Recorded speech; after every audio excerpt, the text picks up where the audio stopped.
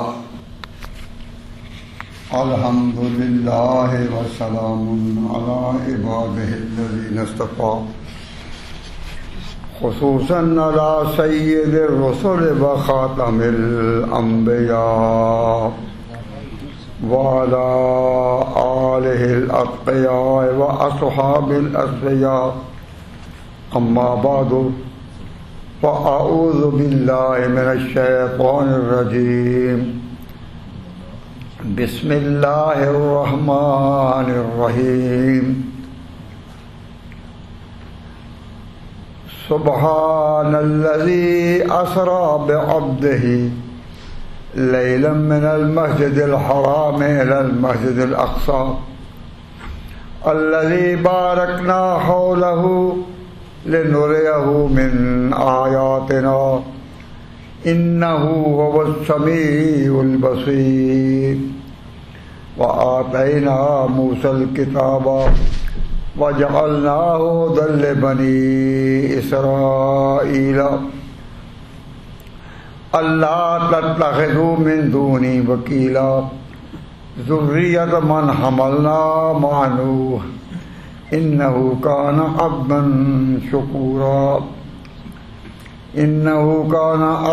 شكورا وقضينا إلى بني إسرائيل في الكتاب لتفسدن في الأرض مرتين ولتعلن علوا كبيرا صدق الله مولانا العظيم.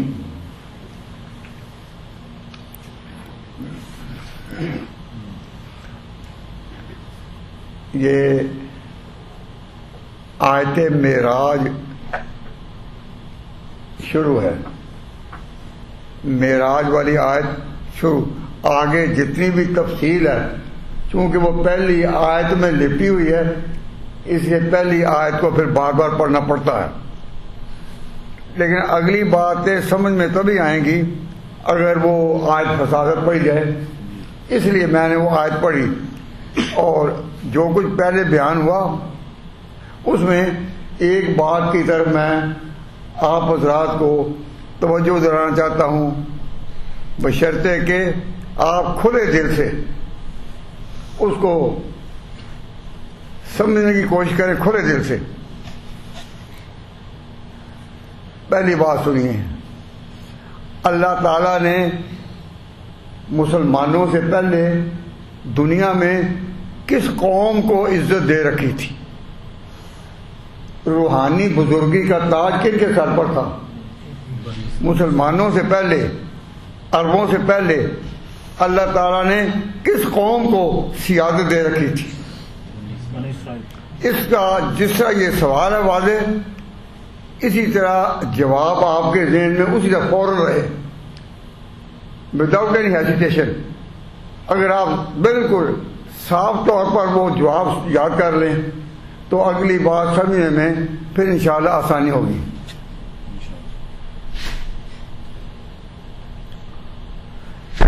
ایک سوال عام طور پر اٹھایا جاتا ہے اور میں بھی وہی اٹھا رہا ہوں کہ مسلمانوں سے پہلے، عربوں سے پہلے دنیا میں کون سی قوم تھی جس کو اللہ تعالیٰ نے پوری دنیا کا، ان کو اللہ تعالیٰ نے روحانی سیادت یعنی روحانی بزرگی دے رکھی تھی اور وہ معروف قوم تھی؟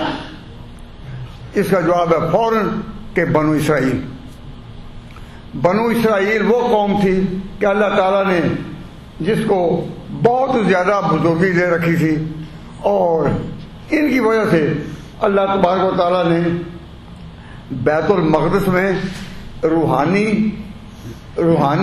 اور ظاہری بزرگیوں کا ایک جال پھیلا دیا تھا. یہ بات یاد رکھیں گے تو پھر اگلی بات سمجھنے میں آسانی ہوگی. میں یہ بات اس لیے کہتا ہوں کہ جب اس قوم کو قیادت سے ہٹایا گیا، اللہ تعالیٰ نے جو بزرگی کا تاج ان کے سر پر رکھا تھا، جب اس تاج کو ان سے چھینا گیا تو وہ پھر تاج کن کو ملا؟ وہ تاج ملا بنو اسماعیل کو. بنو اسرائیل کی بزرگی پہلے تھی، وہ مسجد بیت المقدس، وہ بیت المقدس پر وہ چھائے ہوئے تھے، اور اللہ تعالیٰ نے بیت المقدس میں اتنی بزرگیاں دے رکھی تھیں، پھیلا رکھی تھی، ظاہری بھی اور باطنی بھی، روحانی بھی اور جسمانی بھی، کہ اب تک اس کا اظہار ہے۔ ذرا غور کریں۔ لیکن جس طرح سوال ہے کہ بزرگی کن کے سر پر تھی؟ بنو اسرائیل کے سر پر۔ کب تک رہی وہ بزرگی؟ کب تک رہی؟ جب معراج کی رات آئی تو اللہ تعالیٰ نے اشارہ دے دیا کہ آئندہ کیا ہوگا، آئندہ کیا ہوگا۔ میں ابھی اس کی تفصیل نہیں کرتا، لیکن اللہ تعالیٰ نے اشارہ دے دیا اور حصی طور پر اس کا نمونہ بتا دیا کہ بنو اسماعیل کے ایک فرد کو، بنو اسماعیل کے ایک شخص کو، عربوں کے ایک فرد کو راتوں رات اٹھایا، ان کے گھر پہنچایا تو اللہ تبارک و تعالیٰ نے بتا دیا کہ اب عالمی روحانی بزرگی اس کے سر پر ہوگی۔ کس کا؟ بنو اسماعیل پر۔ تو بنو اسرائیل کی بجائے کون آئے ان کے قائم مقام؟ اللہ نے ان سے بزرگی کا تاج لے کر کن کے سروں پر رکھا؟ تو ڈائریکٹ جواب اس کا یہی ہے کہ بنو اسماعیل پر۔ تو یہ درس جو ہوتا ہے نا، درس ہوتا ہے کہ سبق کا معنی ہے کہ اس کو آہستہ آہستہ آگے بڑھنا، یہ تقریر نہیں، یہ بیان نہیں، یہ ایک سبق ہے۔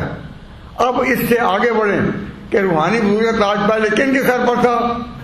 بنو اسرائیل پر، اور اللہ تعالیٰ نے بیت المقدس میں ظاہری اور باطنی اتنی بزرگیاں پھیلا رکھی تھیں کہ اب بھی جو لوگ تاجر ہیں نا، ان کو پتہ ہے کہ اسرائیل سے جو پھل آتے ہیں اور بیت المقدس کے ارد گرد آج کل قبضہ کن کا ہے؟ آج کل قبضہ کن کا ہے؟ یہ بنو اسرائیلیوں کو ہے نا۔ تو انہوں نے اتنی وہاں اپنے ہاں محنت کی ہے کہ آج بھی عمدہ سے عمدہ پھل آ گیا تو وہاں سے۔ اور خود اللہ تعالیٰ نے قرآن پاک میں بیت المقدس کے بارے میں فرمایا کہ بارکنا حولہ، ہم نے اس کے برکتیں پھیلا رکھی ہیں۔ روحانی طور پر تو یہ ہے کہ وہ جگہ ایسی ہے کہ ارد گرد ایک نہیں، یاد رکھو، ایک نہیں، سینکڑوں اور ہزاروں پیغمبروں کا مدفن ہے، وہاں دفن ہے، اور جہاں پیغمبر دفن ہو وہ برکتیں اللہ تعالیٰ کی ان کے مزارات پر، ان کی قبروں میں، ان کے اجسام پر ہوتی ہیں۔ یہ ایک مستقل موضوع ہے، لیکن اللہ تعالیٰ نے اتنی برکتیں پھیلا رکھی ہیں ان بھی کہ اب قرآن نے کہا کہ ہم نے معراج کی رات اپنے پیغمبر کو مسجد حرام سے اٹھایا تو بیت المقدس پہنچایا، تو بیت المقدس کے بارے میں فرمایا بارکنا حولہ، ہم نے اس کے ارد گرد برکتیں پھیلا رکھی ہیں۔ تو یہ قرآن کہتا ہے، میں تو نہیں کہہ رہا صرف۔ تو برکتیں کن پر؟ بنو اسرائیل پر۔ برکتیں کس پر؟ بیت المقدس پر۔ اور وہ برکتیں روحانی بھی اور جسمانی بھی، ظاہری بھی اور باطنی بھی۔ ظاہری تو یہ کہ وہاں جو پھل اگتے ہیں، کوئی پودا کوئی لگائے تو بہار اتنی کہ وہاں میوے، غلے اور چشمے اس طرح بہہ رہے ہیں کہ معلوم ہوتا ہے کہ واقعی اللہ نے جو کہا بالکل ٹھیک ہے۔ بارکنا حولہ، ہم نے برکتیں ہی پھیلا رکھی ہیں اس کے ارد گرد، ظاہری بھی باطنی بھی۔ باطنی تو یہ کہ وہاں ہزاروں پیغمبروں کی قبریں ہیں اور ان پر اللہ کے انوار برستے ہیں، اور ظاہری طور پر جو وہاں پھل آتے ہیں، جو وہاں چشمے ہیں، وہ اس کے ارد گرد اور کہیں نہیں۔ تو اللہ نے جو کہا بارکنا حولہ، ہم نے برکتیں پھیلا رکھی ہیں، تو یہ مان لو برکتیں ان پر تھیں، اس زمین پر ہی برکتیں ہیں. فرق کیا ہے کہ پہلے اس زمین پر قبضہ تھا, بول دو, اس زمین پر قبضہ تھا, برکتوں پر قبضہ تھا کن کا؟ بنو اسرائیل کا. اب اللہ تعالیٰ نے معراج کی رات اپنا اگلا پروگرام جو ہے عمل میں تو آئے گا بعد میں, لیکن اللہ تعالیٰ نے اس وقت جب حضور مکہ میں تھے تو مکہ میں اقتدار کن کا تھا؟ مشرکین کا, عربوں کا, اور حضور کو اور ان کے ساتھ جو مسلمان تھے ان کو دبایا ہوا تھا. مکہ میں مسلمانوں کا عروج نہیں تھا, دبایا ہوا تھا. وہ مکہ میں رہتے تھے اور حضور اس وقت کے انتظار میں تھے کہ اللہ یہاں سے ہجرت کر کے مجھے کبھی نکالے گا نا. سختیوں پر سختیاں دور برداشت کر رہے تھے, لیکن معراج کا واقعہ کب پیش آیا؟ جب حضور مکہ میں تھے یا مدینہ میں؟ مکہ میں. تو مکہ میں جو حضور کو یہ دکھایا گیا تو بتایا گیا اب بنو اسرائیل کی شکست ہوگی, بنو اسرائیل کی شکست ہوگی اور بزرگی کا تاج بنو اسماعیل پر ہوگا. یہ بات اگر آپ کو سمجھ آئے تو اس کے ساتھ پھر بات میں کھل کر کہتا ہوں,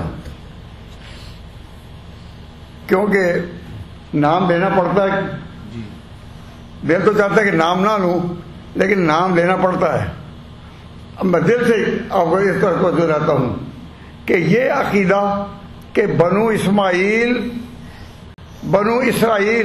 شکست کھا گئے اور ان کی بجائے بنو اسماعیل کو عروج ہوا, یہ اس آیت کا خلاصہ ہے یا نہیں؟ اس آیت کا خلاصہ ہے نا کہ شکست کن کو ہوئی, قیادت سے نکالا کن کو گیا, اشارہ کن کی قیادت کا کہ اب یہ جائیں, کہ بنو اسرائیل سے قیادت نہیں, اب بنو اسماعیل کی قیادت ہوگی. یہ ہے یا نہیں؟ جب یہ ہے تو یہ عقیدہ کن کا ہے کہ اب بنو اسماعیل آئے بنو اسرائیل کے بجائے؟ یہ عقیدہ کن کا ہے؟ یہ اہل سنت والجماعت کا ہے. سنیوں کا عقیدہ ہے کہ اب بنو اسماعیل عروج پر آئے اور یہ قوم جو تھی وہ غالب آئی. اور جو یہ عقیدہ رکھتے ہیں کہ حضور آخر کار ناکام ہو گئے, جن کا یہ عقیدہ ہے کہ حضور ابھی دنیا میں تھے, بیمار تھے لیکن آپ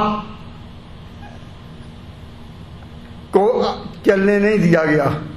یہ عقیدہ بتایا جاتا ہے, پھیلایا جاتا ہے کہ حضور نے قلم دعات مانگے کہ میں کوئی وصیت لکھ لوں, تو صحابہ اتنے چھائے ہوئے تھے انہوں نے نہیں دیا. تو پیغمبر دنیا سے اگر اسے دبا ہوا گیا تو آپ ہی بتائیں کہ بنو اسماعیل کو عروج آیا؟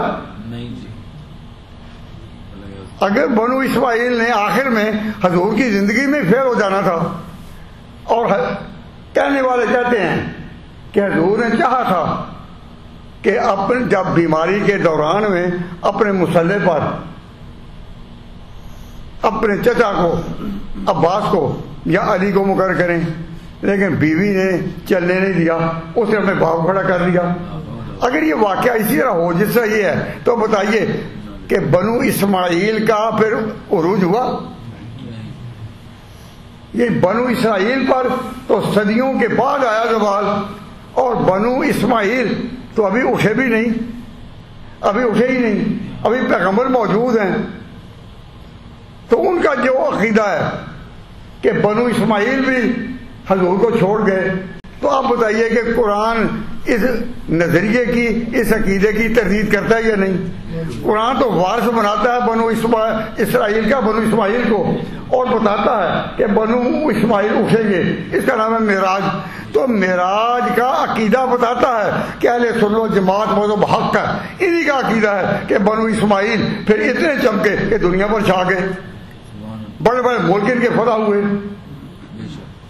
کیسر و کسریٰ کی سلطنتیں گئیں, حضور کا جھنڈا لہرایا, حضرت معاویہ نے سمندروں میں اسلامی مہمات اور جہاد کے لیے کافر روانہ کیے, حضرت عثمان کے خلافت کے دور میں امیر معاویہ نے یہ بحری مہموں کی ساری مہم اٹھائی تو دنیا اسپین پر یہ جا چمکے، الحمراء میں انہوں نے جھنڈے گاڑے، تو مسلمان دنیا میں چمکے یا نہیں؟ یہ سارا معراج کی رات خبر دے دی گئی کہ بنو اسرائیل کی قیادت ختم، اب بنو اسرائیل اٹھیں گے۔ یہ جو کہتے ہیں معراج، معراج کا معنی ہے اونچا جانا۔ کیا ہمارے پیغمبر اور بنو اسماعیل اور عرب اونچے ہوئے یا نہیں؟ اگر یہ واقعہ ہے تو اہل سنت و جماعت مذہب برحق ہے۔ تو اگر آپ اس عقیدے کو اس طرح دو ٹوک اپنی زبان میں رکھیں کہ معراج کی رات کیا بتاتی ہے کہ بنو اسرائیل کی قیادت ختم، آئندہ ان کی بجائے بنو اسماعیل آئیں گے، اور اشارہ یوں دے دیا کہ ایک آخری پیغمبر جو بنو اسماعیل تھا اس کو راتوں رات اٹھایا، اللہ تعالیٰ نے وہاں پہنچایا۔ کب؟ جب حضور بھی مکہ میں تھے۔ اور جو مکہ میں مقہور ہو، مجبور ہو، جس کو چلنے کے لیے موقع نہ دیتے ہوں، وہ اتنا بڑا خواب دیکھ سکتا ہے کہ میرے جھنڈے پوری دنیا میں آئیں گے؟ خواب دیکھ سکتا ہے؟ نہیں۔ اس وقت جب حضور نے فرمایا کہ اللہ نے مجھے سیر کرائی ہے کہ راتوں رات میں پہنچوں بیت المقدس، اور اللہ تعالیٰ نے بنو اسرائیل کے تمام پچھلے پیغمبر وہاں جمع کر دیے اور ان کو پیچھے قطار بنائی، آگے حضور کھڑے ہوئے اور آپ نے امامت کرائی۔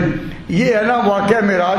تو واقعہ معراج کیا بتاتا ہے کہ سنی عقیدہ برحق ہے اور بنو اسماعیل کی قیادت برحق ہے، اور اللہ تعالیٰ نے اسی آسمانی بشارت کہ یہ بنو اسماعیل اب اٹھیں گے اور دنیا پر چھا جائیں گے، اور تاریخ بتاتی ہے کہ وہ چھا گئے۔ تو میں اللہ تعالیٰ کی کتاب میرے سامنے ہے، میں اپنے عقیدے کی حمایت کوئی بات نہیں کہہ رہا، صرف میرے سامنے یہ کہ معراج کی رات یہ واقعہ، یہ فیصلہ کون ہے کہ اہل سنت و جماعت کا عقیدہ برحق ہے کہ بنو اسماعیل چھا گئے۔ اور جو کہتے ہیں کہ بنو اسماعیل نے حضور کی زندگی میں ہی ان سے اقتدار چھین لیا تھا، عزت چھین لی تھی، اور اس طرح کہتے ہیں کہ انہوں نے حضور کا جب فوت ہو گئے تو جنازہ بھی نہیں پڑھا، جنازہ بھی نہیں پڑھا، اور آپ کا بدن مبارک ابھی باہر ہی تھا کہ یہ خلافت کے فیصلے کر رہے تھے۔ اگر یہ عقیدہ ہو، ہے تو نہیں یہ، لیکن اگر یہ ہو عقیدہ ہو تو یہ واقعہ معراج سے ٹکراتا ہے یا نہیں، یہ آپ بتائیں۔ یہ عقیدہ واقعہ معراج سے ٹکراتا ہے یا نہیں؟ اگر آپ کا دل کہتا ہے کہ یہ تو ٹکرا رہا ہے، واقعہ معراج بتا رہا ہے کہ بنو اسرائیل ختم اور بنو اسماعیل کی قیادت سب سے اونچا، اور اللہ تبارک و تعالیٰ جل شانہ نے جس حضور کو وہاں تک پہنچایا جہاں تک کوئی نہیں پہنچ سکتا۔ اب آج اگر کوئی قوم کہے، میں نام نہیں دیتا، کوئی قوم کہے کہ جی ہم چاند میں جا پہنچے، سب سے پہلے یہ دعویٰ کہ ہم چاند میں جا پہنچے مسلمانوں میں نظر نہیں نا کسی نے کیا۔ جن ملکوں نے یہ دعویٰ کیا کہ ہم چاند پر جا پہنچے تو مسلمانوں کہا، تو مسلمانوں کا عقیدہ پختہ ہونا چاہیے کہ ہمارے پیغمبر اس سے پہلے چاند سے آگے آسمانوں تک جا پہنچے۔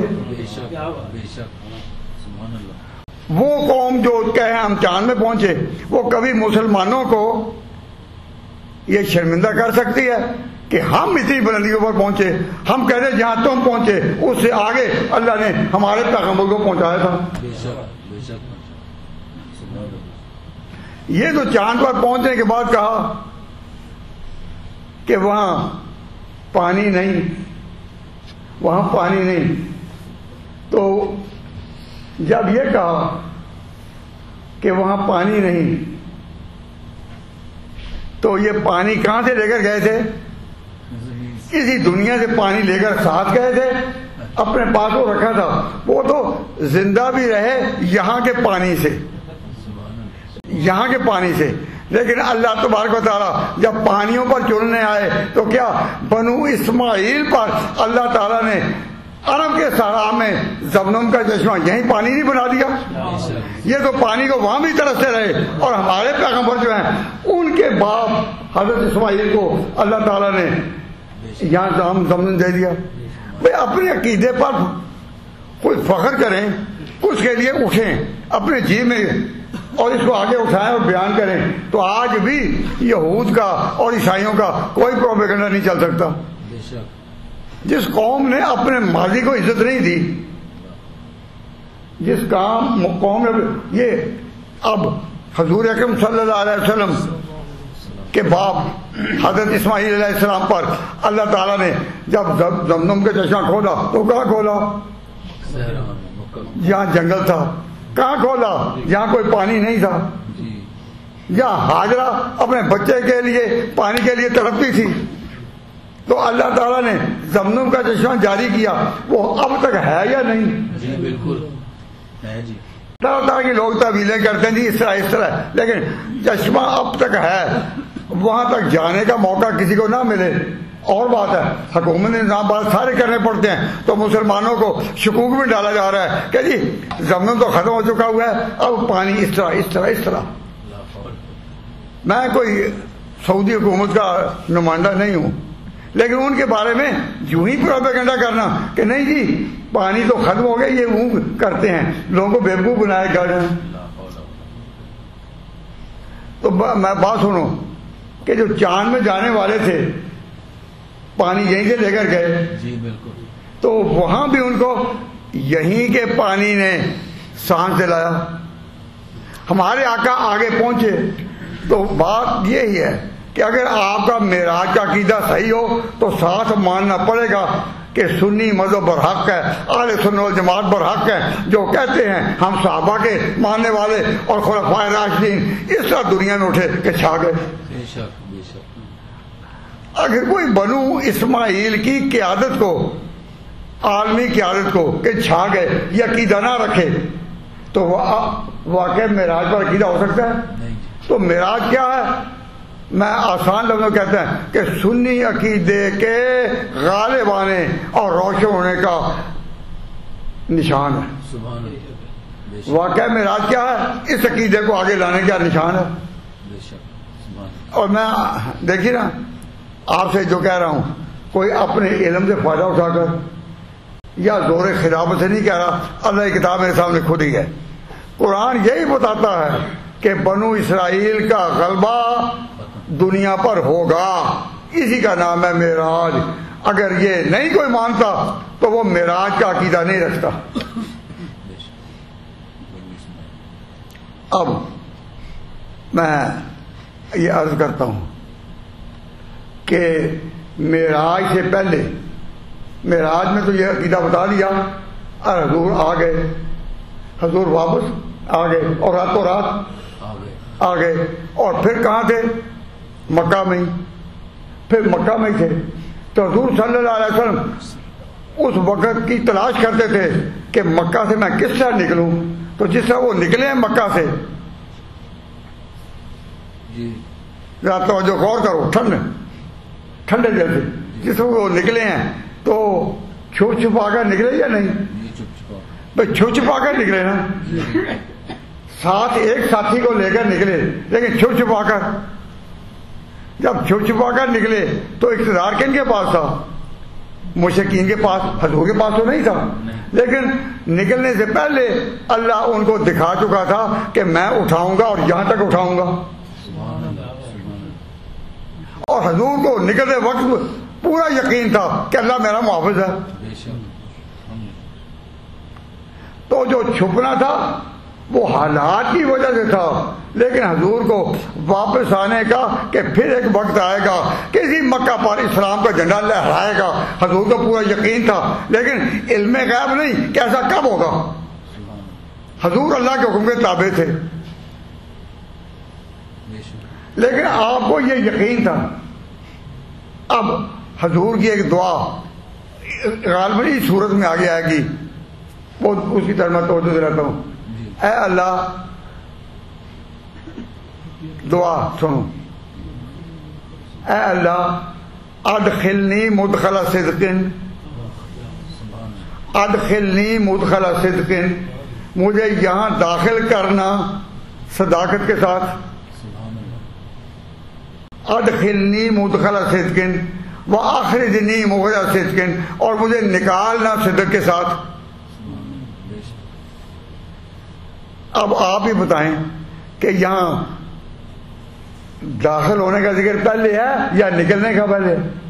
داخل ہونے، بولو، داخل ہونے، ادخلنی مدخل صدق، مجھے نکالنا اس طرح کہ میرے ساتھ صدق ہو،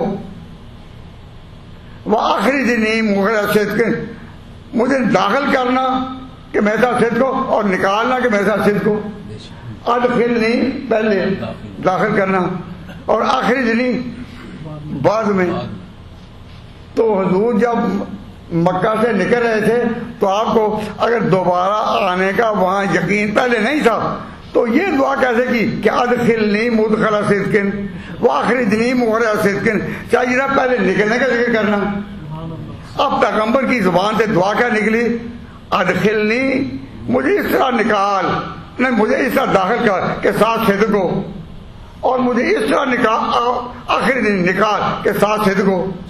اب اللہ کے علم میں تھا کہ جب یہ پیغمبر نکلے گا تو ساتھ صدق کس طرح ہوگا؟ وہ صدیق کی ادا میں ہوگا۔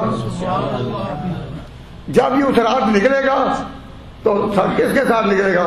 صدیق کے ساتھ۔ اور جب کہا کہ واپس بھی آئے تو ساتھ صدیق ہوگا، تو پھر اللہ تعالیٰ نے حضور کی زندگی میں وہ موقع دیا یا نہیں کہ حضور اکرم صلی اللہ علیہ وسلم فتح مکہ پر جب وہاں جھنڈا اسلام کا لہرا تو اب وہ ان کے ساتھ تھے۔ بے شک، سبحان اللہ، یہ باتیں قرآن پاک نے صاف کہی ہیں، اور مسلمانوں میں کوئی جھگڑا نہیں ہے۔ صرف یہ کہ آپ ذرا سوچیں تو آپ کو فوراً پتہ چل جائے گا کہ معراج کی رات فیصلہ کر گئی ہے۔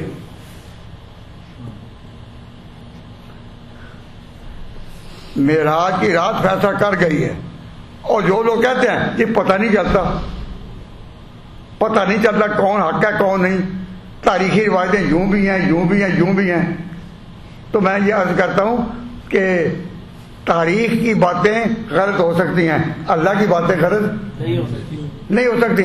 اب اگر تاریخ نے کسی نے لکھ دیا کہ بنو اسماعیل جو تھے وہ پیغمبر کو چھوڑ گئے تھے، پیغمبر بے بس تھا، اور اس طرح وہ اپنی مدرسوں کو گرماتے ہیں، لاشا نبی کا تھا بے گورو کفن پڑا، پیغمبر کا جب آخری وقت آیا لاشا نبی کا تھا بے گورو کفن پڑا، اور ہو رہا تھا تخت خلافت کا فیصلہ، ایسی خلافتوں کا بتاؤ اصول کیا۔ اگر یہ باتیں ہوں تو آپ کا ضمیر اندر سے کیوں نہیں جاگتا کہ یہ ہو ہی نہیں سکتا، یہ ہو ہی نہیں سکتا؟ اللہ کی کیا جو بات کہتی ہے وہ حق ہے اور تاریخیں غلط ہیں۔ قرآن کے مقابلے میں تاریخ کو پیش کرنا یہ کن کا کام ہے؟ وہ کبھی حق پرستوں کا کام ہو سکتا ہے؟ تو میں اسی لیے کہتا ہوں کہ یہ جو آیت میں نا کہ بارکنا حولہ، ہم نے اس کے برکتیں پھیلا رکھی ہیں، تو بنو اسرائیل میں اس کے ساتھ ساتھ کی زمین شاداب ہے، اس میں چشمے بھی ہیں، اس طرح پھل اترتے ہیں کہ انسان حیران ہوتا ہے کہ یہاں اتنے، اور وجہ یہ کہ اللہ نے کہا ہوگا بارکنا، پیغمبروں کے مدافن ہیں۔ تو بنو اسرائیل کی اور بیت المقدس کی شان ہوئی ہے نا، یہ اللہ نے بیان کی۔ اب ذرا سنو، اللہ اکبر، فقہائے کرام نے اپنی کتابوں میں یہ مسئلہ لکھا ہے کہ مسلمانوں کا جب یہ قبضہ ہوا نا بیت المقدس پر، تو انہوں نے بیت المقدس کے احترام کو قائم رکھا اور کہا فقہا دین کے راز کو پانے والے ہیں، انہوں نے اس وقت کہا کہ بیت المقدس یعنی وہ بڑا بیت المقدس سارے کا ایک بڑی زمین ہے بیت المقدس، اس کی دکانوں کا ان کی دکانوں کا کرایہ لینا جائز نہیں، یہ اللہ کے گھر ہیں۔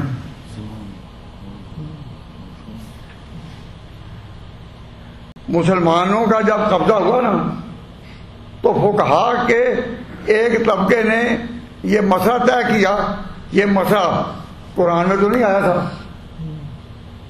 نہ تورات میں آیا تھا, لیکن انہوں نے اپنی فقہی ہمت سے جسارت سے فیصلہ کیا کہ بیت المقدس کی 4 دیواری, وہ بڑی وسیع, بیت المقدس ایک وسیع جگہ ہے جس کے اندر ہی مسجد عمر ہے جس کو مسجد اقصیٰ کہتے ہیں, اس کے اندر ہی مسجد صخرہ ہے جس کو چٹان والی مسجد کہتے ہیں, جہاں سے قافلہ اوپر اٹھا, حضور اوپر اٹھے تھے, براق اوپر اڑا تھا. تو اس میں مسجد اقصیٰ بھی, مسجد عمر بھی ہے, اسی میں مسجد صخرہ بھی ہے, اسی میں ہیکل سلیمانی بھی ہے, اسی میں محراب مرجمی بھی ہے. اور اللہ تعالیٰ نے مجھے وہاں جانے کا موقع دیا. کس سال؟ جب مسلمانوں کی قیادت کا وہاں آخری سال تھا. اگلے سال پھر اسرائیل نے ٹیک اوور کیا, لیکن میں الحمدللہ خود دیکھ آیا ہوں ساری چیزیں. آپ کو میں یہ بتا رہا ہوں کہ جب میں فقہ کتابوں میں یہ قول دیکھتا ہوں کہ یہ اللہ کا بارکنا حولہ والا ہے, تو اس کے مسجدوں کا 4 دیواری میں جو مسجدیں بنے اس میں اعتکاف کرنے والے مفت آ کر رہیں, اللہ گھر کے مہمان بننے والے مفت رہیں, لیکن یہ جگہ کرائے پر نہیں دی جا سکتی.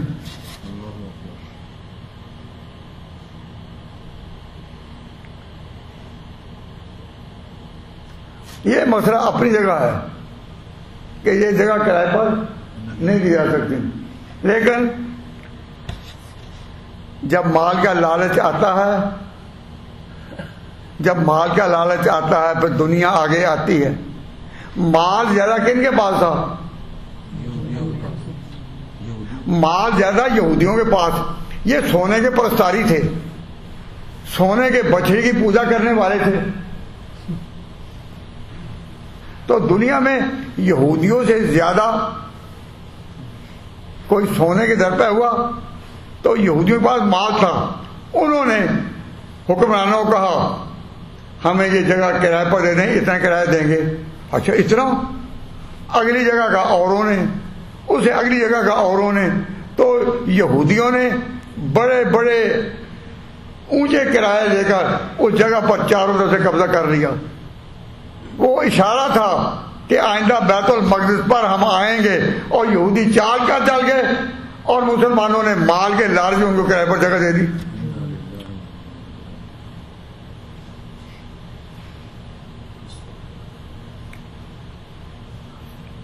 یہ ظلم ہوا. اس کے تاریخ کو سمجھے نہیں کہ کس طرح مسلمانوں کو ڈیل کرنا چاہیے تھا. تو اللہ تبارک و تعالیٰ جل شانہ نے یہ اس کا پھر ایک قہر اتارا ہے, اس قہر اتارا ہے کہ پھر وہ جگہ جو ہے وہ مسلمانوں سے لے لی گئی. اللہ تعالیٰ نے اتنے سالوں کے بعد وہ مسلمانوں کو دی تھی اور وہ پھر لے لی گئی. ہمارا تو عقیدہ ہے کہ یہ جو لے لی گئی ہے یہ بھی عارضی ہے, اللہ کی بات حق ہے, اللہ کی بات حق ہے. میں اس پر بحث نہیں کرتا, لیکن یہ کہتا ہوں کہ قرآن کی پہلی آیت ہے, اس کے بعد اللہ تعالیٰ نے فرمایا کہ بنو اسرائیل کو کہ 2 دفعہ یہ فساد کریں گے, 2 دفعہ. جب ان کا یہ عقیدہ ہوا, یہ سنو, جن کا یہ عقیدہ ہوا کہ بنو اسرائیل 2 دفعہ فساد کریں گے. اب میں صرف یہ بتانا چاہتا ہوں کہ کب. یہ تو قرآن پاک میں ہے, وَقَضَيْنَا إِلَىٰ بَنِي إِسْرَائِيلَ فِي الْكِتَابِ لَتُفْسِدُنَّ فِي الْأَرْضِ مَرَّتَيْنِ کہ دنیا میں فساد کریں گے 2 دفعہ. پہلا فساد کب کریں گے, یا پہلا فساد کب ہوا؟ وہ جب انہوں نے شریعت موسوی سے ٹکرانا تھا کہ موسیٰ کی جو شریعت ہے تورات, اس کے خلاف چلنا, تو یہ پہلا فساد ہے. اور دوسرا فساد کیا کہ جب حضرت عیسیٰ آئے تو حضرت عیسیٰ کے خلاف چلنا یہ دوسرا فساد ہے۔ موسیٰ علیہ السلام کے خلاف فساد کب ہوا؟ اللہ تعالیٰ فرماتے ہیں وَآتَيْنَا مُوسَى الْكِتَابَ، ہم نے موسیٰ کو کتاب دی تھی یعنی شریعت پوری، وَجَعَلْنَاهُ هُدًى لِبَنِي إِسْرَائِيلَ، اور ہم نے اس کو قبلہ بنایا تھا، کس کو؟ موسیٰ کو۔ کس کا؟ بنی اسرائیل کا۔ تو بنی اسرائیل کے سب سے بڑے قائد کون تھے؟ موسیٰ۔ وَآتَيْنَا مُوسَى الْكِتَابَ وَجَعَلْنَاهُ هُدًى لِبَنِي إِسْرَائِيلَ، اور ہم نے بنایا تھا انہیں بنی اسرائیل کا قبلہ، اللہ تتخذوا من دونی وکیلا، اور ہماری تعلیم یہی تھی کہ میرے سوا کسی کو کار ساز نہیں سمجھنا، خدا کا شریک کسی کو نہیں۔ اور موسیٰ کی بات بھی نہیں، پیچھے چلو، وہ ذریۃ من حملنا مع نوح، اور تم تو ان کی اولاد ہو جو نوح کے ساتھ کشتی میں بیٹھے تھے، یعنی موسیٰ سے پیچھے تاریخ جائے تو نوح پر آ گئی۔ اور تم کون ہو؟ فرمایا کہ لوگوں ذریۃ من حملنا مع نوح، اور تم تو ان کی اولاد ہو جن کو ہم نے نوح کے ساتھ کشتی میں اٹھایا تھا۔ انہ کان عبدا شکورا، وہ تو ہمارا نوح تابعدار بندہ تھا۔ تو ساری تعریف لپیٹ دی، موسیٰ، اس کے بعد نوح اور طوفان نوح، اس کے بعد فرمایا وَقَضَيْنَا إِلَىٰ بَنِي إِسْرَائِيلَ فِي الْكِتَابِ، بنی اسرائیل کی طرف ہم نے کتاب میں یہ فیصلہ لکھ دیا تھا پریڈکشن کے طور پر۔ قرآن پاک کی جو پیش گوئیاں ہیں کہ واقعہ ہونے سے پہلے نہ بتا، ہم نے لکھ دیا تھا لَتُفْسِدُنَّ، کہ تم فساد کرو گے زمین میں مرتين 2 دفعہ، وَلَتَعْلُنَّ عُلُوًّا كَبِيرًا، اور تم علو کا معنی ہوتا ہے بلندی، کہ تم سرکشی کے ساتھ اٹھو گے۔ سرکشی کا معنی سر کو کہتے ہیں، تو سرکشی سر کو، تو جو قومیں غرور کے ساتھ اٹھتی ہیں اس کو کہتے ہیں سرکشی۔ یہ سرکشی کوئی معمولی گناہ نہیں کہ اللہ کے ساتھ شریک کرنا، یہ گناہ اس سے بڑھ کر کون سا ہے؟ اللہ کے آگے اکڑنا، اللہ کے حکم کے آگے اکڑنا، اس کو کہتے ہیں سرکشی۔ سر کا معنی سر، اور کشی کا معنی کشیدن، کھینچنا۔ اس طرح کہ جو سر اٹھا کر کے ہے اپنے آپ کو بڑا، تو سرکشی ہو گئی۔ تو آپ بتائیں کہ دنیا میں پہلا گناہ، کائنات میں پہلا گناہ شرک کا تھا یا سرکشی کا؟ سوچو، پہلا گناہ کب ہوا؟ جب اللہ تعالیٰ نے آدم علیہ السلام کو پیدا بنایا اور فرشتوں کو کہا کہ سجدہ کر، تو شیطان نے جو سجدہ نہیں کیا وہ اللہ کے انکار اور شرک کا کیا گناہ یا سرکشی کی؟ بھائی آپ کا دل کیا کہتا ہے کہ شیطان نے جو کیا وہ اللہ کا انکار کیا نہیں، شرک کیا نہیں، کہا کہ میں اس سے بڑا ہوں، میں آدم سے بڑا ہوں، اے اللہ تو نے اس کو بنایا مٹی سے، مجھے بنایا آگ سے، مٹی کا کام نیچے آنا، آگ کا کام اوپر جانا، میں اس کو سیدھا کیسے کروں؟ تو دنیا میں پہلا گناہ جو ہے وہ ہے کہ اپنے آپ کو بڑا کر، سرکشی۔ شرک گناہ ہے اس کے بعد کا، جب شریعتیں بنی تو شرک اس کے بعد کا گناہ ہے، لیکن پہلا گناہ ہے تکبر کا۔ اللہ رحمہ فاستکبر، اس نے تکبر کیا اور کان من کافرین، وہ کافر ہو گیا۔ تو پہلے کافر تکبر کے ساتھ ہوئے، شرک والے تو بعد میں آئے ہیں۔ تو یہ بات جب ذہن میں آتی ہے کہ دنیا میں پہلا، تو جو شخص ہاں مجھے ہر شخص یہ کوشش کرتا ہے کہ میرے سوسائٹی میں مجھے کہیں اونچا ہے، یہ اونچا ہے، اونچا ہے۔ اور صوفیہ کے آپ فرماتے ہیں کہ سب سے بڑا اپنے آپ کو بلانے کا احساس یہی ہے کہ آدمی کے اندر سے یہ بات ہے کہ میں بڑا ہوں، میں بڑا ہوں۔ تو سب سے پہلے میں بڑا ہوں. یہ کس نے واقعی تھی؟ شیطان نے. تو اللہ تعالیٰ نے فرمایا کہ اے تو ہم نے اسرائیل میں لکھ دیا تھا تم زمین پر فساد کرو گے 2 دفعہ ولا تعلن علوم کبیرہ اور سرکشی کرو گے بڑی سرکشی. فائدہ جاء وعد اولاہما جب پہلا موقع آیا باسنا علیکم عباد لنا اولی باس شدید. ہم نے ذرا غور کرو ہم نے فائدہ جاء وعد اولاہما جب ہمارا پہلا وعدہ کھلا باسنا علیکم ہم نے وہ لوگ تم پر مسلط کیے اولی باسن شدیدن جو بڑے سخت تھے بڑے سخت.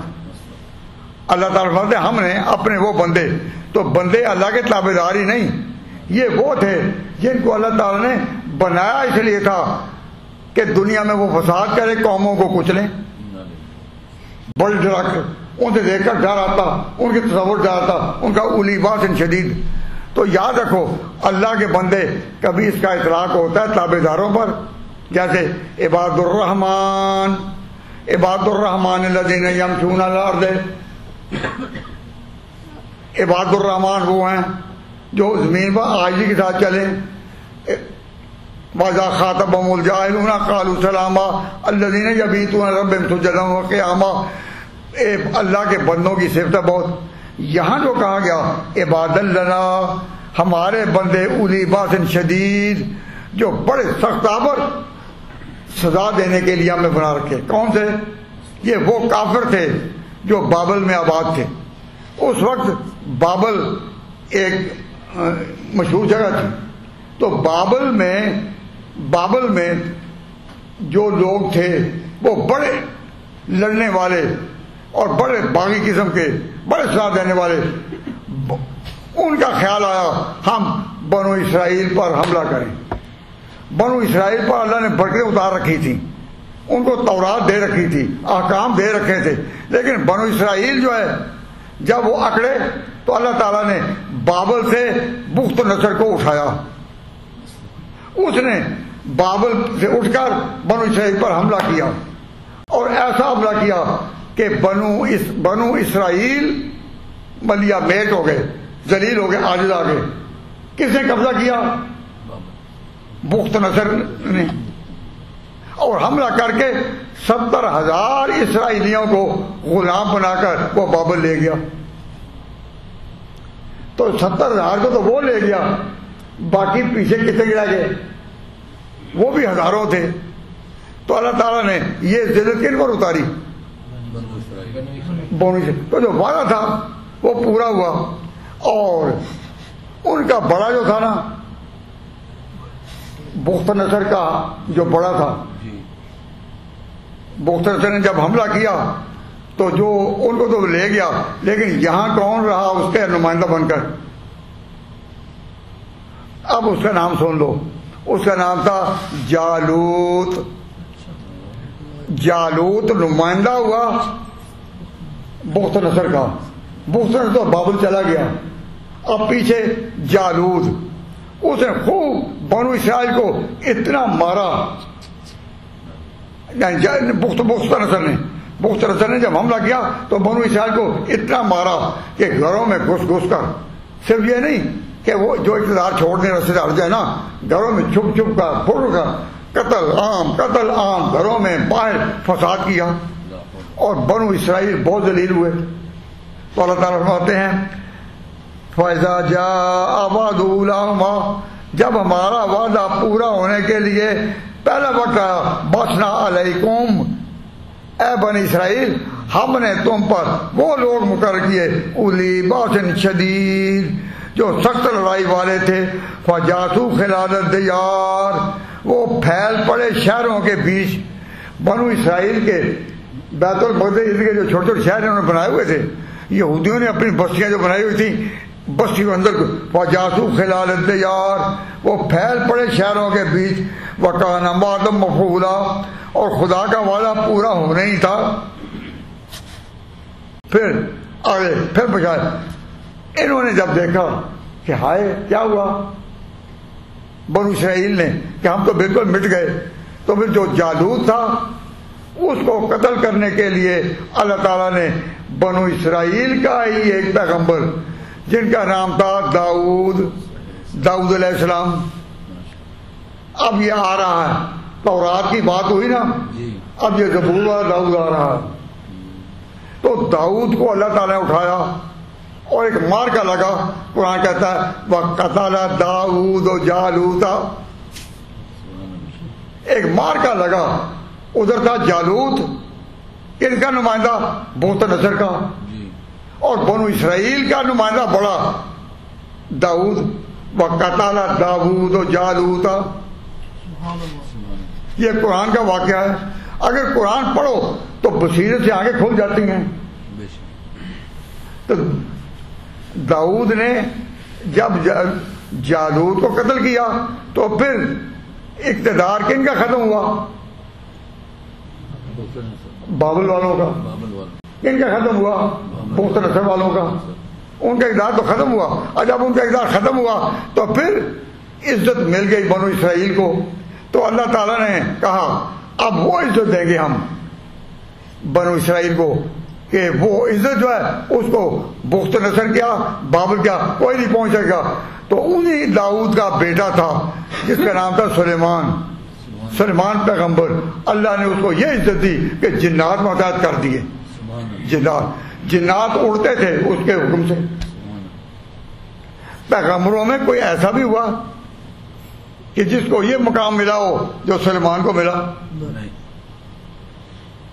سلیمان کے حکم پر جب جنات اڑتے تھے صبح سے شام، شام سے صبح، تو سلیمان کے میں واقعات بیان نہیں کر رہا. سلیمان علیہ السلام نے بیت المقدس میں بڑی جو دیواریں ہیں تعمیر کرائی تھی. میں نے جب بیت المقدس کی زیارت کی تو بڑے بڑے پتھر دیکھے نا، بڑے بڑے پتھر، اس طرح اینٹیں لگی ہوئی ہیں. ہمیں اینٹیں نظر آتی ہیں نا تو پتہ یہ اینٹ ہے، اینٹ ہے، اینٹ ہے. تو بیت المقدس کی دیواریں جب دیکھی تو اینٹیں تھیں وہ پتھروں کی. تو دل میں سوال اٹھا کہ کون سے وہ معمار تھے جنہوں نے یہ اینٹیں رکھی تھیں اتنے بڑے بڑے. تو ہمیں تو کوئی نہیں پتہ چلا کون معمار تھے. قرآن نے یہ کہا کہ وہ جنات تھے اور سلیمان کے حکم پر بناتے تھے. یعملون لہ ما یشاء، جو سلیمان چاہتے تھے جنات وضع کرتے تھے. من محاریب، محراب سارے بنائے ہوئے وہ انہی کے ہیں. اب پتہ چلتا ہے کہ واقعی جنات کی کس طرح وہاں حکومت تھی. اور جب حضرت سلیمان پر وفات آئی تو ایک مستقل قصہ ہے، قرآن میں ہے، میں وہ بیان نہیں کرتا. مجھے تو معراج کی بات بیان کرنی ہے. میں اپنے اسی نقطے پر آ رہا ہوں کہ میں نے آپ سے یہ بات کی آج کے بیان کے خلاصہ میں کہ اگر واقعہ معراج سمجھ لو تو پھر یقین سے کہنا پڑے گا کہ اہل سنت والجماعت کا عقیدہ جو صحابہ کے بارے میں ہے، خلافت کے بارے میں ہے، عربوں کے عروج کے بارے میں ہے، کیسے کس طرح کی فتح، ان پر کیا فتح پانے کے بارے میں ہے، اور ملکوں میں لہر جھنڈا اسلام کا لہر، وہ حق ہے. بے شک. اور اگر وہ عقیدہ اختیار کیا جائے کہ صحابہ بالکل لاشا نبی کا تھا، بے گور و کفن پڑا، وہ ہو رہا تھا تخت خلافت کا فیصلہ، ان باتوں کو اس لیے تاریخ میں لکھا ہے. تو جب تک یہ عقیدہ آپ کا نہیں ہوگا آپ رستے سے بھٹکے رہیں گے. وہ کیا کہ تاریخ والے غلط ہو سکتے ہیں، اللہ کا قرآن غلط نہیں ہو سکتا. یہ عقیدہ رکھو تو تاریخ کی کوئی ویلیو رہ گئی؟ کتنے لوگ ہیں جو تاریخ کے اندھیرے میں بھٹکتے ہیں اور اب تک ان کو صحابہ کے مقام کا پتہ نہیں چلا. صحابہ کا مقام دیکھنا ہو تو حیات الصحابہ پڑھو. میں اس وقت صحابہ کے حیات پر تقریر نہیں کر رہا، میں تو آپ کو واقعہ معراج سمجھانا ہے نا. تو پہلا معاملہ یہ ہوا کہ موسیٰ علیہ السلام کی شریعت کی انہوں نے بے پرواہی کی، اللہ نے مختصر کو ان پر مسلط کیا. پھر داؤد نے جالوت کو قتل کیا، دوبارہ اقتدار ملا بنو اسرائیل کو، اور بنو اسرائیل کو جو اقتدار ملا پھر انہوں نے دوسرا فساد کیا، اللہ نے عیسیٰ کو پیغمبر بنا دیا. اب یہ اللہ کا انتخاب تھا. تو یہودیوں نے کوشش کی کہ عیسیٰ کو سولی چڑھا دیں. جی جی اللہ تعالیٰ نے اپنی شان دکھائی. اب یہ آپ کو پتہ ہونا چاہیے کہ اب بنو اسرائیل میں عزت شریعت کے طور پر کن کی تھی؟ یہودیوں کی. جب انہوں نے توبہ وغیرہ کی تو داؤد اور سلیمان کے بعد یہ بالکل ٹھیک چلنے لگے. اور چلتے چلتے یہ ٹھیک چل رہے تھے تو چلتے چلتے پھر اللہ نے حضرت عیسیٰ علیہ السلام کو بھیجا. تو حضرت عیسیٰ علیہ السلام کے لیے یہودی جو تھے وہ برابر دشمن، لیکن حکومت اس وقت رومیوں کی تھی. حکومت رومیوں کی تھی اور شریعت جو ہے روحانی بزرگی وہ کن کی تھی؟ بنو اسرائیل کی. بنو اسرائیل کے پاس روحانی بزرگی اور رومیوں کی حکومت تھی. تو رومی جج جو تھے ان کو پیسے دے دلا کر انہوں نے راضی کیا کہ ہم عیسیٰ کے بارے میں یہ قرارداد پیش کرتے ہیں اس کو پھانسی کی سزا دی جائے. تو بنو اسرائیل نے عیسیٰ کے بارے میں قرارداد پیش کی کہ اس کی سزا موت ہو. حکومت کن کی تھی؟ رومیوں کی. تو رومیوں نے ان کے خواہش کے مطابق فیصلہ سنا دیا سزا موت کا. اور جب فیصلہ سنا دیا تو اس کے حضرت عیسیٰ علیہ السلام کے بارے میں تو کئی دفعہ آپ نے سنا ہوگا کہ اللہ نے اٹھا دیا ان کو. تو حضرت عیسیٰ علیہ السلام کو اٹھانے کے تقریباً 587 سال بعد پھر اللہ تبارک و تعالیٰ جل شانہ نے یہودیوں کا یہ جو تھا کہ جو مسیح کے ساتھ انہوں نے کیا اس کے مقابلے میں جب اللہ تعالیٰ نے ان کو پھر دوبارہ ختم کرنا تھا تو ان کو ختم کرنے کے لیے اللہ تعالیٰ نے حضرت عیسیٰ کے بعد پھر حضور کو پیدا کر دیا اور معراج کی رات ان کو پھر وہاں پہنچا کے بتا دیا کہ اب تمہاری قیادت ختم. اور معراج کی رات فیصلہ کر گئی کہ حق جو ہے وہ صحابہ کے ساتھ تھا. یہ میں نے تاریخ کو لپیٹتے آپ سے یہ بات کہی ہے. اور آپ دیکھیں میں نے کوئی کسی کے خلاف یہ بات نہیں کی، واقعات کا ذکر میں نے کیا ہے کہ یوں ہوا. واقعات کے سوا میں کوئی اور بات کہہ رہا ہوں کیا؟ سن لو. معراج کی رات کیا بتا گئی کہ بنو اسرائیل کی روحانی بزرگی ختم اور بنو اسماعیل کی روحانی بزرگی آسمانوں تک اور عرش تک پہنچی. وہاں تک پہنچی کہ جبریل بھی نہیں جا سکے وہاں. یہ عقیدہ آپ کا ہوگا تو آپ سمجھ سکیں گے کہ صحابہ کا مقام کیا ہے. اور ان کے خلاف یہ جو مہم ہے کہ انہوں نے یہ کیا وہ کیا، یہ سارے تاریخ میں جتنی بھی یہ سازشیں ہیں سب ناکام ہو جائیں گی.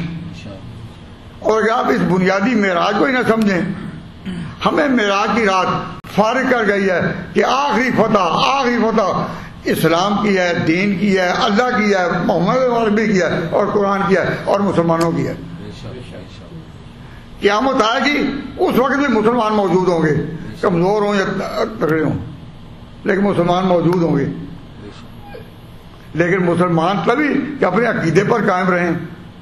ان ملکوں میں جو مسلمان رہتے ہیں وہ ذرا سی بات کو ایک تاریخ میں اٹھا دے حضور کے خلاف تو آ کر ہم سے پوچھیں کہ یہ ٹھیک ہے؟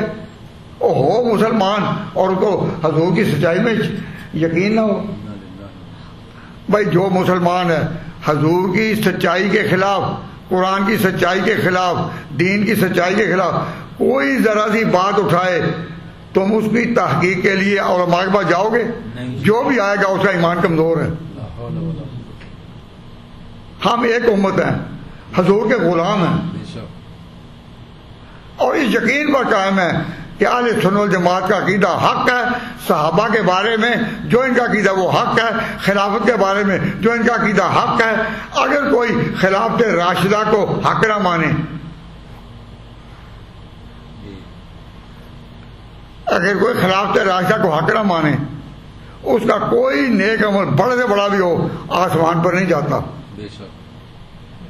میں نے غالباً جمعہ میں یہ بیان کیا تھا کہ حضرت سفیان ثوری بہت بڑے ولی ہیں، وہ کہتے ہیں کہ اعمال اٹھتے میں نے اوپر دیکھے، قرآن نے کہا تھا الیہ یصعد الکلم الطیب، کہ جو کلمہ طیب ہے وہ اوپر اٹھتا ہے، سبحان اللہ. اوپر اٹھتا ہے. اللہ تعالیٰ نے حضرت عیسیٰ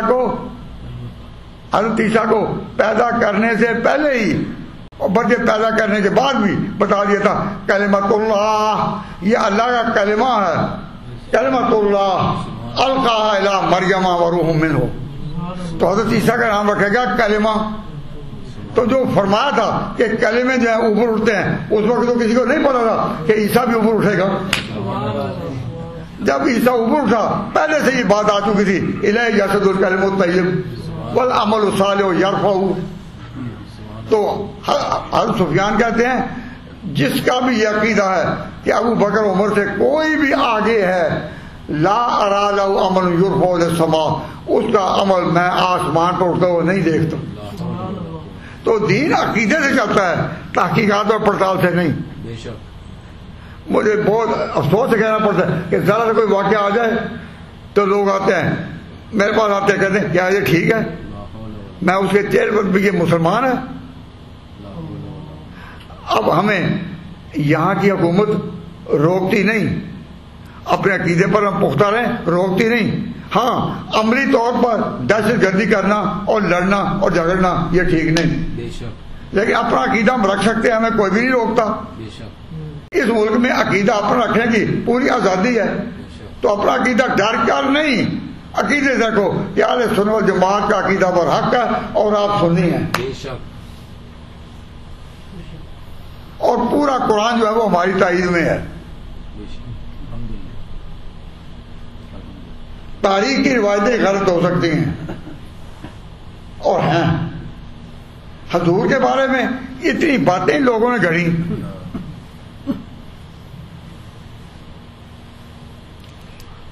اب ویسے میں ضمنی طور پر ایک بات سامنے آئی، کہنا تو نہیں تھا کہ برمنگھم میں ایک پوری لائبریری میں میں نے قرآن کریم کے وہ پیس دیکھے ہیں، قرآن کریم کے پرانے صحابہ کے زمانے کے لکھے ہوئے یا بنائے ہوئے وہ پیسز ہیں قرآن پاک کے، اس زمانے کاغذ میں لکھے ہوئے یہ، اور وہ اس قرآن سے جو ہمارا قرآن ہے اس سے مختلف ہیں. کسی نے یہ جو دیکھے وہ جا کر کہتے ہیں مجھے بھی دیکھنے کا، تو وہ ہاتھ لگانے نہیں دیتے، شیشے کے اندر دکھاتے ہیں اور کہتے ہیں کہ جو تم نے آگے یا پیچھے کرنا ہے ہمیں کہیں، تو وہ خود آگے کرتے ہیں، ہاتھ لگانے نہیں دیتے. تو میں بھی اس لائبریری میں رہا ہوں کئی سال، تو میں وہ دیکھتا رہا تو دل بہت حیران تھا کہ ایک دفعہ میں کہیں پڑھا تھا کہ مولانا شبلی نعمانی وہ اپنے وقت میں سر سید کے دور میں یہاں آئے. ان دنوں جہاز نہیں اڑتے تھے، بحری جہاز چلتے تھے. تو وہ اس جگہ لکھتے اپنے سفر نامے میں کہ میں برمنگھم پہنچا اور میں نے وہاں وہ جعلی کاروائی ہوتے دیکھی خود، کہ جس میں وہ رکھ رہے تھے اور مسلمان نوجوان آتے پڑھتے اچھا یہ قرآن بدلا ہوا ہے، اچھا یہاں ہوا ہے، اچھا یہ کیا ہے، یہ اس کا جواب کیا ہے. اب بھی جس کا دل چاہے برمنگھم میں سیلی اوک لائبریری کے نام پر وہ لائبریری معروف ہے، وہاں یہ سارے نمونے ہیں. اب یہاں آپ اس ملک میں اپنے ایمان کو بچا کر رکھنا چاہتے ہیں تو اس کا ایک ہی طریقہ ہے کہ بالکل بلا لومت لائم اپنے آپ کہیں ہم اہل سنت والجماعت ہیں، صحابہ کے عقیدے پر ہیں، خلافت راشدہ کو حق سمجھتے ہیں، ابو بکر عمر کو اپنا پیشوا سمجھتے ہیں. تو اس پر یہ جو ہے نا کہ دو واقعات پیش آئے تھے. پہلا موسیٰ کے خلاف، اس کا نام ہے موسیٰ کی شے کے خلاف سرکشی، اور دوسرا حضرت عیسیٰ کے خلاف. تو حضرت عیسیٰ کے خلاف جو انہوں نے کیا، میں نے پچھلے دفعہ کہا تھا، مفتی صاحب سے کہا تھا کہ حضرت عیسیٰ علیہ السلام کے بارے میں کہ وہ کس طرح اٹھے اور کس طرح ان کو اٹھایا گیا. فیصلہ کن ایک میرا بیان ہے اور وہ اسلامک اکیڈمی جو پہلے تھی بلڈنگ ہمارے پاس تھی، تو وہاں ختم نوت کانفرنس میں میری جو تقریر تھی وہ اسی ایک موقع پر ہے، اور میں نے ان سے عرض کیا تھا کہ آپ اگلے درس تک اس کو لے آئیں. اب یہ نہیں لا سکے، تو یہ انتظامی طور پر کمزوری ہے، انتظامی طور پر، لیکن ایمانی طور پر نہیں. تو انسانی کمزوری کو برداشت کریں، ایمانی کمزوری نہ آنے دیں. اگر وہ نہ بھی ملے تو یہ نہ سمجھیں کہ ہم نے ایمان نہیں لانا. ایمان یہی ہے کہ صحابہ پر حق ہیں، خلافت راشدہ پر حق ہے، ابو بکر عمر پر حق ہے. معراج نے کیا سکھایا؟ بنو اسرائیل کی سیادت ختم اور بنو اسماعیل کی سرداری جو ہے اس کا آغاز. تو بنو اسرائیل کی سرداری ختم اور بنو اسماعیل کی ساتھ کا آغاز. یہ عقیدہ آپ کو کس سے ملا؟ کہو واقع معراج سے. جب واقع معراج سے ملا ہے تو اس کو سمجھیں، تو انشاءاللہ صحابہ کے خلاف ہر سال جو ہے وہ دبی نظر آئے گی، کوئی نہیں. اب جب یہ واقعہ آیا تو پھر جس سے قومیں اٹھتی ہیں اوپر، آگے معراج کے اس واقعہ کے ان باتوں کے بعد دو واقعات آئے ہیں، ایک جو موسیٰ کے خلاف اور ایک عیسیٰ کے خلاف. دو ان کے بعد اللہ تعالیٰ نے اس صورت میں وہ احکام دیے کہ اگر غور سے جان پڑے تو یہ معلوم ہوتا ہے کہ اللہ کا جلوہ ابھی اتر رہا ہے. جس مجلس میں آپ آئیں اور بیٹھیں اس پر غور کریں تو آپ محسوس کریں گے کہ صورت یہ جو بنو اسرائیل ہے، واقعہ معراج جیسے شروع ہوا ہے، اس میں اس واقعہ کے بعد کہ دو دفعہ فساد، ایک دفعہ شہید موسی کے خلاف، ایک دفعہ شہید عیسوی کے خلاف. اور جو شہید موسی کے خلاف اس میں حقوق اللہ برباد کرنا، اور شہید عیسوی کے خلاف اس میں حقوق العباد کو ختم کرنا تھا. یہ اور آگے اتنی اللہ تعالیٰ نے جلال کے ساتھ آیتیں اتاری ہیں کہ اگر آپ پڑھیں تو یوں معلوم ہوتا ہے کہ اللہ کا جلال اب بھی اتر رہا ہے، اب بھی اتر رہا ہے. آپ کو پھر پتہ چلے گا کہ تاریخ میں کتنے جھوٹ ہے جو لوگوں نے ملا رکھے ہیں. اور ہم جب پاکستان میں انڈیا میں تھے تو اتنے جھوٹوں کا ہمیں پتہ نہیں تھا کہ یہاں تک پہنچیں گے. یہاں آنے کے بعد پتہ چلا کہ کتنے جھوٹ اورینٹلسٹ نے صرف انگریزی زبان کا لباس پہنا دیا، اور ہمارے نوجوانوں پر یہ اثر اترتا ہے کہ جی انگریزی والے بھی کبھی غلط کہہ سکتے ہیں. غلط تو کہتے ہیں ہمارے مولوی، کیا انگریزی خان بھی غلط کہہ سکتا ہے؟ اگر یہ اتنی بات ہو کہ انگریزی کا غلط کہہ ہی نہیں سکتے تو کیوں؟ اس لیے کہ ہم انڈیا میں ان کے غلام رہے ہیں، اور غلامی کا روب اتنا غیر شعوری طور پر ہم پر ہے کہ دماغ مانتا ہی نہیں کہ یہ بھی کبھی کہہ سکتے ہیں.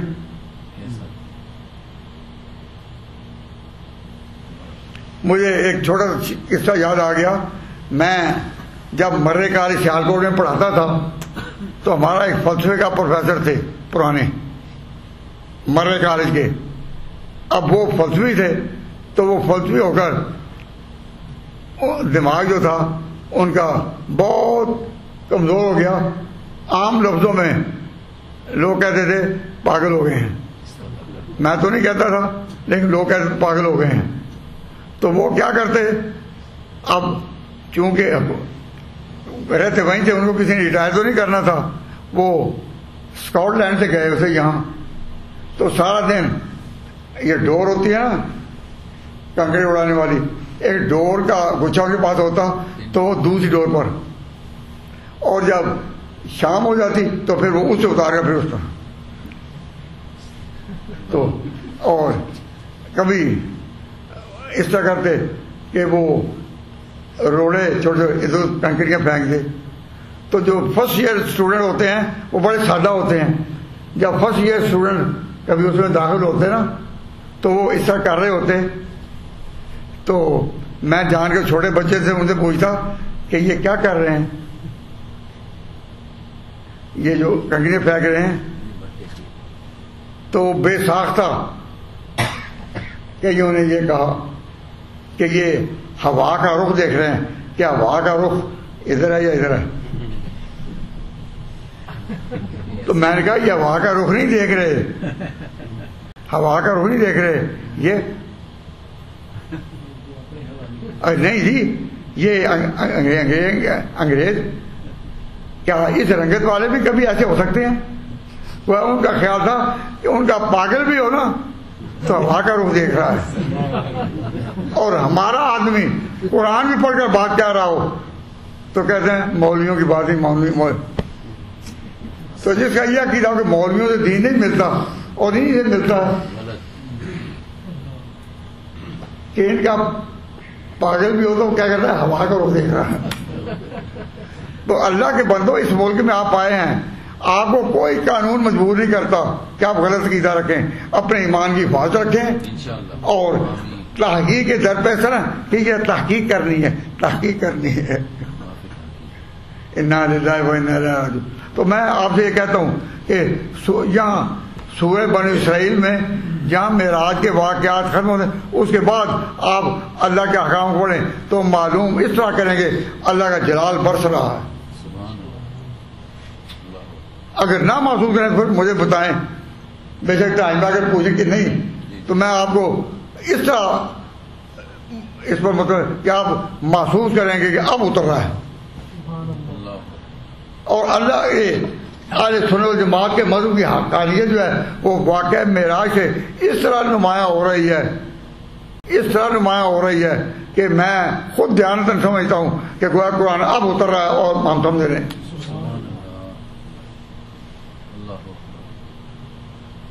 تو اب وہ جو تقریر ہے کہ حضرت عیسیٰ کے وقت میں بغاوت کیا ہوئی اور ان لوگوں نے کیا کیا، جس میں جو موسیٰ کے بعد آیا اس میں ہمارے مخالف یہودی ہیں، اور جو عیسیٰ کے بعد آیا اس میں ہمارے مخالف جو ہیں وہ قادیانی ہیں۔ اپنے مخالفین کو پہچانے۔ آپ مجھے جواب دیں کہ کب آئیں، کب ان کے سامنے لائیں گے؟ اگلے ہفتے نیکسٹ سیٹرڈے۔ ہاں جی، نیکسٹ درس پہ، ارے سیٹرڈے جی اگلے درس پہ۔